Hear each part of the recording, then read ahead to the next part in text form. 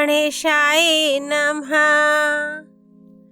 ओम श्री भगवते नमः। श्रीमद् देवी भागवत स्कंद 3 अध्याय 4 और 5।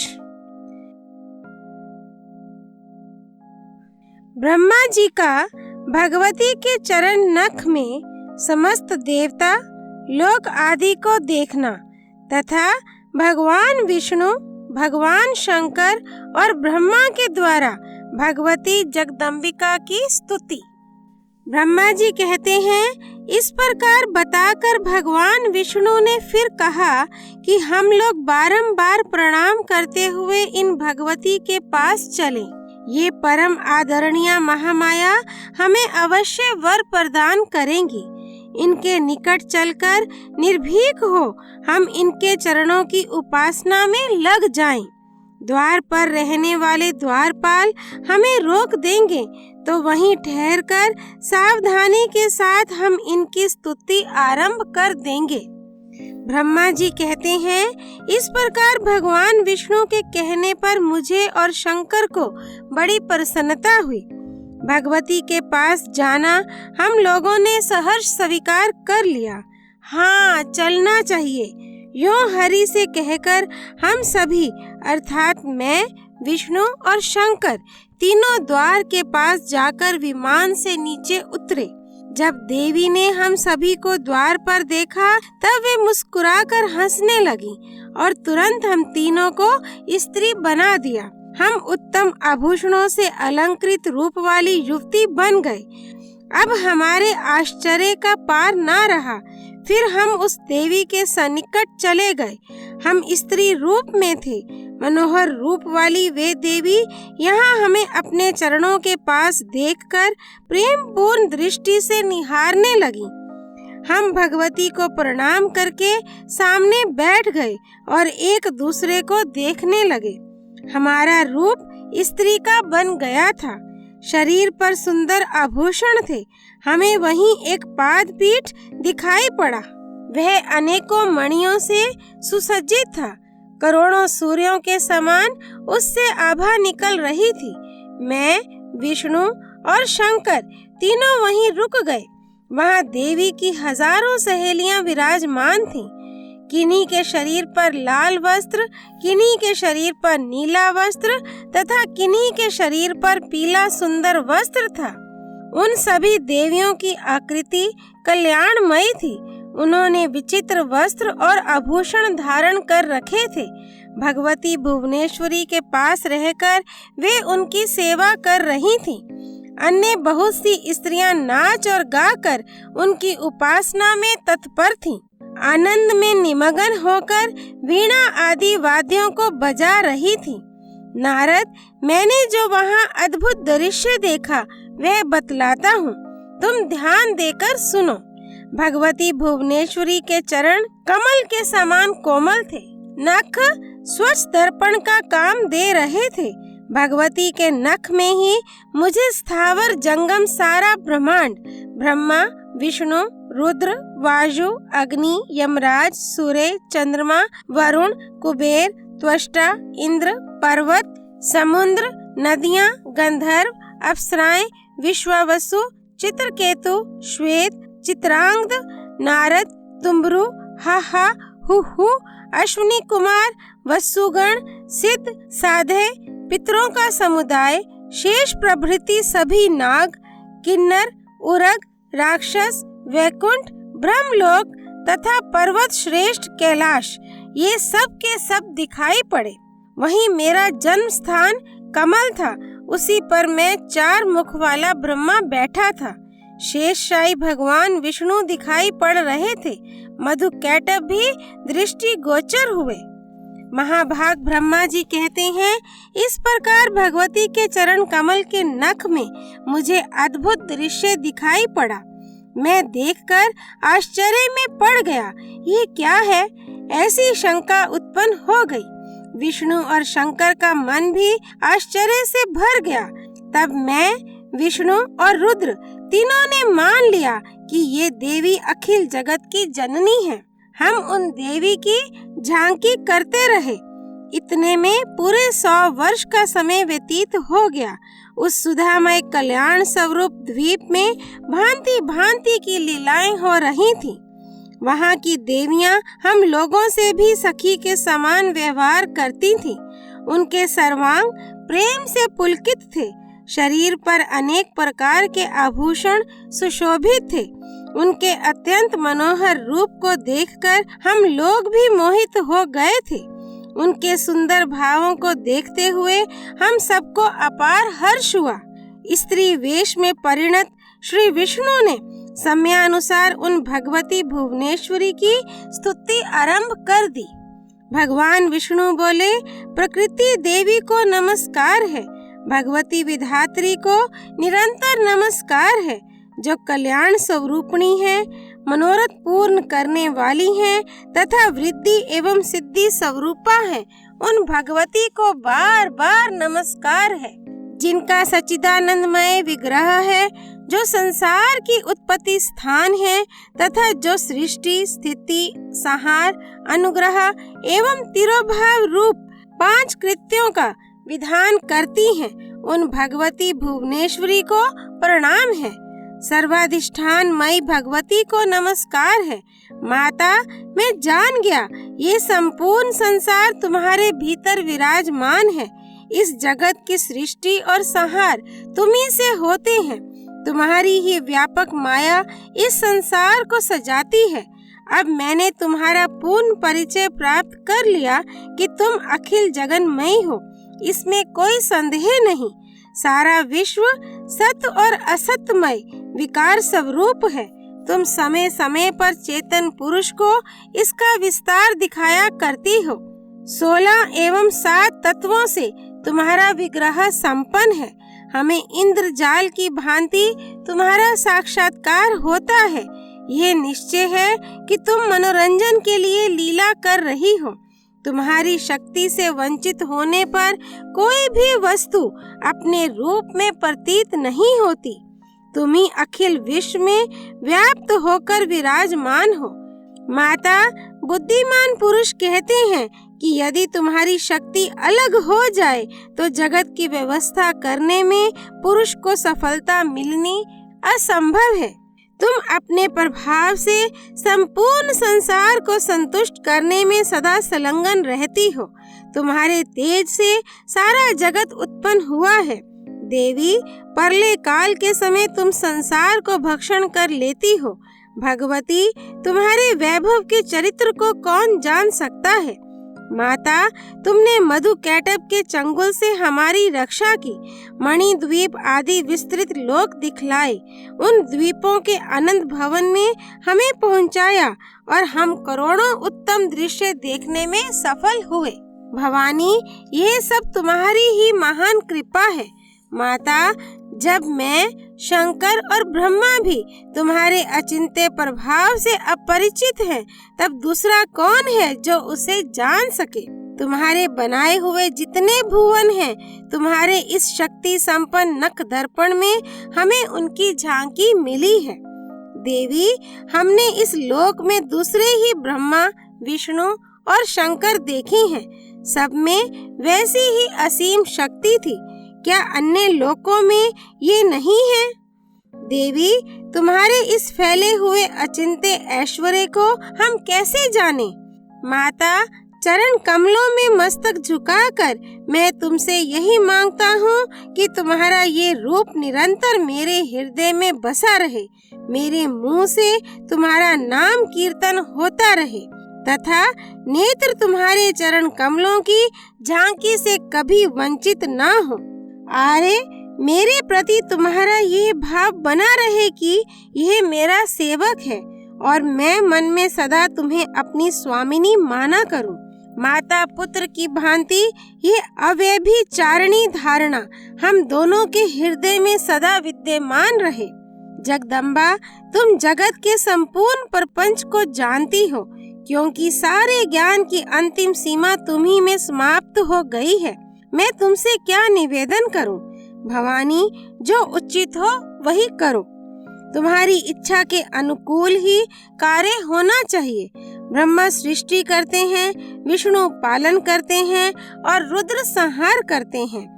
पर जब तुम्हारी इच्छा से हम में शक्ति उत्पन्न होती है, तभी हम इस कार्य के संपादन के अधिकारी होते हैं। गिरिराज नंदिनी, तुम सबकी माता हो। जगत का पालन करना और उसे टिकाए रखना तुम्हारा स्वाभाविक कार्य है। वरदायिनी भगवती, तुम्हारी शक्ति से संपन्न होने पर ही सूर्य जगत को प्रकाशित करता है। तुम शुद्ध स्वरूपा हो। ये सारा संसार तुम्ही से उद्भासित हो रहा है। मैं, ब्रह्मा और शंकर, हम सभी तुम्हारी कृपा से ही विद्यमान हैं। हमारा आविर्भाव और तिरोभाव हुआ करता है। केवल तुम ही नित्य हो, जग जननी हो, प्रकृति और सनातनी देवी हो। यह निश्चय है कि बुद्धिमान मनुष्यों की बुद्धि और शक्तिशाली जनों की शक्ति तुम ही हो। कीर्ति, कांति और कमला तुम्हारे नाम हैं। तुम शुद्ध स्वरूपा हो। कभी तुम्हारा मुख मलिन नहीं होता। मुक्ति देना तुम्हारा स्वभाव ही है। मरते लोक में पधारने पर भी तुम सदा विरक्त रहती हो। वेदों का मुख्य विषय गायत्री तुम ही हो। स्वाहा, स्वधा, भगवती और ओम, ये तुम्हारे रूप हैं। तुम्ही ने देवताओं की रक्षा के लिए वेद शास्त्रों का निर्माण किया है। परिपूर्ण समुद्र की तरंग के समान संपूर्ण प्राणी अनित्य हैं। ये सभी अजन्मा ब्रह्मा जी के अंश हैं। अपना स्वयं कोई स्वार्थ ना रहने पर भी उन जीवों का उद्धार करने के लिए ही तुम इस अखिल जगत की रचना करती हो। नाटे दिखलाने वाले नट की भांति तुम ही संसार की सृष्टि और संहार किया करती हो। तुम्हारा ये प्रभाव सर्वसाधारण को विदित है। देवी, तुम महाविद्या स्वरूपिणी हो। तुम्हारा विग्रह कल्याणमय है। तुम संपूर्ण मनोरथ पूर्ण कर देती हो। मैं बार बार तुम्हारे चरणों में मस्तक झुकाता हूँ। ब्रह्मा जी कहते हैं, देवादिदेव भगवान विष्णु यों स्तुति करके चुप हो गए। तब महाभाग शंकर जी नम्रता पूर्वक योग माया के सामने उपस्थित होकर कहने लगे। भगवान शंकर बोले, देवी, यदि महाभाग विष्णु तुम्ही से प्रकट हुए हैं, तो उनके बाद उत्पन्न होने वाले ब्रह्मा भी तुम्हारे ही बालक हुए। फिर मैं तमोगुणी लीला करने वाला शंकर क्या तुम्हारी संतान नहीं हुआ? अर्थात मुझे भी उत्पन्न करने वाली तुम ही हो। शिवे, संपूर्ण संसार की सृष्टि करने में तुम बड़ी चतुर हो। माता, पृथ्वी, जल, पवन, आकाश, अग्नि, ज्ञानेंद्रिय, कर्मेंद्रिय, बुद्धि, मन और अहंकार, ये सब तुम ही हो। इस चराचर जगत को तुम ही बनाती हो। इसके बाद वे ब्रह्मा, विष्णु एवं शंकर तीनों सदा इसे सजाने में व्यस्त रहते हैं। माता, यदि कहा जाए कि पृथ्वी, अप, तेज, वायु और आकाश, इन 5 सगुण तत्वों से जगत स्वयं उत्पन्न हो सकता है, तो ये 5 तत्व भी तुम्हारी ही कला है। तुमसे पृथक इन तत्वों की अभिव्यक्ति ही कैसे हो सकती है? माता, ब्रह्मा, विष्णु और महेश का रूप धारण करके तुम ही जगत की रचना करती हो। अतः संपूर्ण चराचर जगत तुम्हारा ही रूप है। तुम भांति भांति के स्वांग बनाकर कौतूहलवश अपनी इच्छा के अनुसार क्रीड़ा करती और शांत भी हो जाती हो। इस संसार की सृष्टि, स्थिति और संहार में तुम्हारे गुण सदा समर्थ हैं। उन्हीं तीनों गुणों से उत्पन्न हम ब्रह्मा, विष्णु एवं शंकर नियमानुसार कार्य में तत्पर रहते हैं। हम ये तीनों देवता जो जगत का कार्य संभालते रहते हैं, तुम्हारे ही रूप हैं। अतः सबका कारण तुम ही सिद्ध हुई। मैं, ब्रह्मा और विष्णु विमान पर चढ़कर जा रहे थे। हमें रास्ते में नए नए जगत दिखाई पड़े। भवानी, भला कहिए तो उन्हें किसने बनाया है? जगदम्बिके, तुम अपनी कला से इस जगत का सृजन और संरक्षण करने में संलग्न रहती हो। कल्याणमयी माता, तुम्हारे चरण कमलों के अतिरिक्त त्रिलोकी में मेरा कुछ भी अन्य अभिलाषित पदार्थ नहीं है। भूमंडल पर कौन ऐसा है जो तुम्हारे चरण कमलों की उपासना छोड़कर अकंटक राजे चाहे। तुम्हारे पाद पद्मों की सनिधि मिले बिना एक घड़ी युग के समान प्रतीत हो रही है। माता, तुम्हारे चरण कमलों की उपासना ना करके जो पुण्यात्मा मुनि तपस्या में संलग्न है, निश्चय ही उन्हें भाग्य निर्माता ब्रह्मा ने ठग लिया है। तप रूपी धन होने पर भी मोक्ष से वंचित होने के कारण उनकी हार ही समझनी चाहिए। अजन्मा माता, तुम्हारे चरण कमलों की धूलि का सेवन करने से जितना शीघ्र इस संसार सागर से उद्धार हो जाता है, उतना तपस्या, इंद्रिय संयम, ध्यान अथवा विहित यज्ञों से होना असंभव है। देवी, दया करके मुझे पवित्र निवारण मंत्र का उपदेश देने की कृपा करो। उस अद्भुत, अत्यंत विस्तृत एवं सर्वोत्तम मंत्र का जप करते ही मैं सुखी हो जाऊंगा।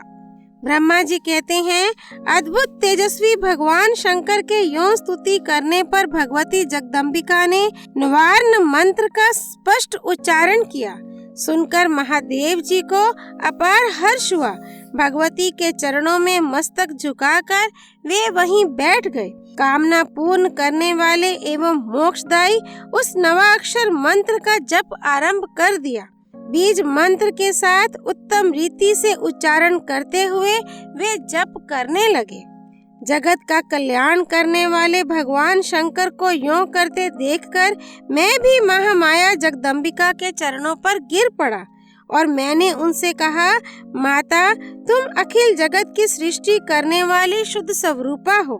वे तुम्हारे ऐसे रूप की कल्पना करने में अकुशल हैं, सो बात नहीं है, परंतु वे साधारण कार्य में तुम्हारा प्रयोग करना नहीं चाहती। सारे यज्ञों में तुम्हारे स्वाहा नाम का उच्चारण किया ही जाता है।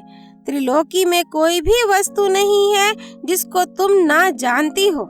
इस सारे अद्भुत ब्रह्मांड की रचना करने वाला केवल मैं हूँ। मेरे सिवा त्रिलोकी में शक्तिशाली दूसरा कोई भी पुरुष नहीं है। मैं निस्संदेह धन्यवाद का पात्र हूँ, क्योंकि मैं सर्वोपरि ब्रह्मा जो ठहरा, यह मेरा अभिमान है। आज मैं तुम्हारे चरण कमलों की धूलि प्राप्त करके वास्तव में धन्य हो गया हूँ। तुम्हारी कृपा से मुझे यथार्थ ज्ञान प्राप्त हो गया है। तुम संसार का भय दूर करने में बड़ी निपुण हो।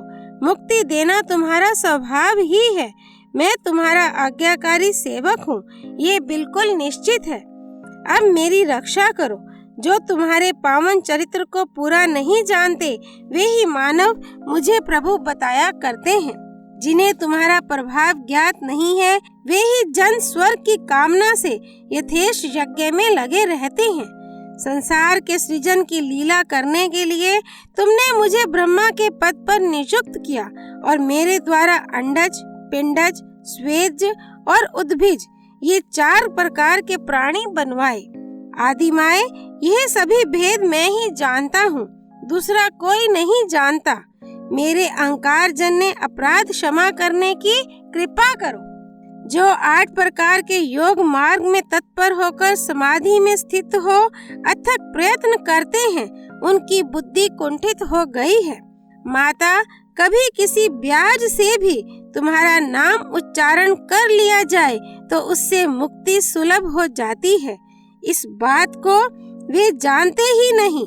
भवानी, विष्णु और शंकर प्रभृति आदि पुरुष हैं।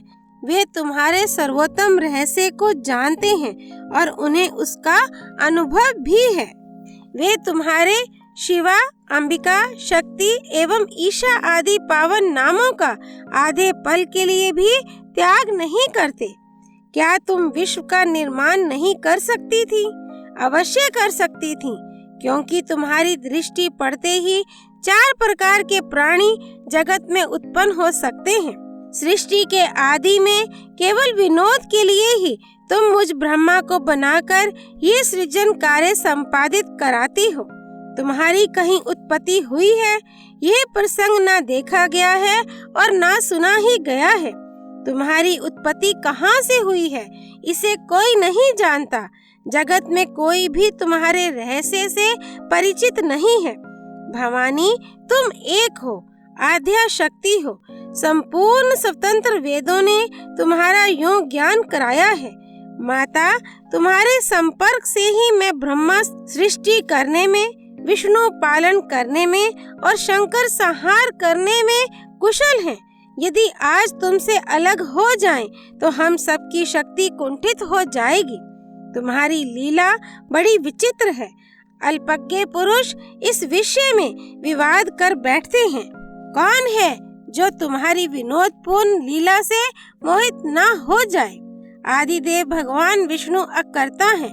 उनके गुण स्पष्ट हैं। ना उन्हें कोई इच्छा है और ना उनकी कोई उपाधि ही है। वे सदा कला सुने और सर्वसमर्थ हैं।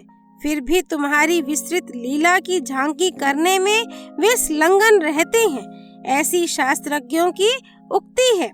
इस मूर्त और अमूर्त जगत का आधार तुमसे पूर्व कोई भी दूसरा पुरुष नहीं था, कोई तीसरा भी नहीं है। एक मेवा द्वितीयम ब्रह्म।